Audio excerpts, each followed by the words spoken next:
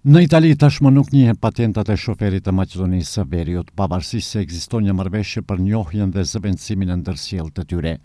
Shtetasit e Maqedonisë së Veriut me qëndrim të përhershëm në Itali nuk mund ta zëvendësojnë më lejen e vozitjes me atë italiane dhe detyrohen t'i nënshtrojnë sërish provimit për patent.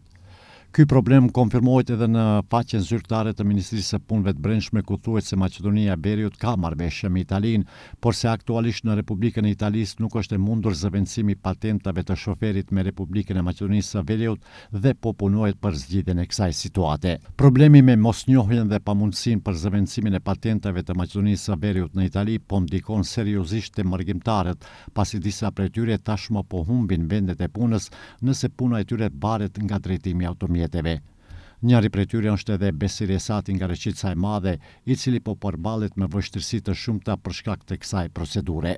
Për momentin e kemi problemin me konvertimin, ta kthejmë patentën prej Maqedonisë, ta bëjmë të Italisë, ne që kemi ardhur kohët e fundit, për shembull Xhimi Shpërngul, mbasi e ndroi Maqedonia emrin. Italia thot duhet bëhet përditësimi, duhet bëhet një marrëveshje me emrin e ri. Kur do bëhet, ajo nuk e dim. E thërim ambasadën, nuk na e asnjë ndim, asnjë lajm të na tregojë se kur do bëhet konvertimi, kur do bëhet marrëveshja e re. Besir Esati për televizionin Koha sqaroi edhe procedurën italiane lidhur me njohjen e patent shoferit të marrë në Maqedoninë e Veriut. Unë për shembull jam që 3 vjet këtu në Itali, mbasi bëhesh rezident, ditës parë, bëhesh rezident, ke kohë 1 vjet drejtojsh makinën me lejen e Maqedonisë. Mbas 1 vjeti, atëherë me zonë, për shembull mua më kalon mbas 1 muaje, që e bëj që 1 vjet mbas 1 muaje, me më dalë vekundi, ne ma marrën veturën, bëjnë dënim. Problemi është se unë jam shofer autobusi. Unë duhet ta ndrojën e punën, duhet gjojnë një punë tjetër, po me e gjetë punën ma larg, unë nuk mundi të shkoj, me gjithë të shkoj atje në punë larg. Ai thotë se janë mbi 4.000 shtetas të Maqedonisë së Veriut që përballen me këtë problem në Itali dhe të cilëve u rrezikohet vendi i punës. U bën thirrje autoriteteve të vendit që urgjentisht ta zgjidhin këtë çështje. Me këtë problem ka më shumë se 4.000. Numrin e saktë nuk e di, se nuk kemi një vend ku, po ka më shumë se 4.000. Për shembull, të ishte vetëm Peja ose vetëm ta kisha edhe cen, unë ndoshta do kisha bën edhe prej fillimit, ose nuk është se kam ndonjë problem për t'i bën. Po unë i kam krejt kategoritë, jam shofer autobusi këtu, edhe edhe kohë, shumë kohë më duhet për t'i bën, se nuk është si në Maqedoni ku shkosh atje te ato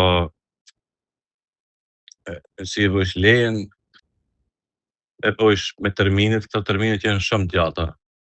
Për shofer autobusi janë ende më gjata. Apel që ta bëjnë, problemi është ka te ana e Maqedonisë, ta bëjnë këtë marrëveshjen për konvertimin e patentave dhe edhe më shumë se 4.000 qytetarë të Maqedonisë e kanë njëjtin hall. Sipas informacioneve të deritanishme, problemi qëndron në papajtueshmërinë teknike ndërmjet 2 modeleve të patentave, pasi Pala Maqedonase ka shtuar kategori shtesë që nuk ekzistojnë në patentën evropiane.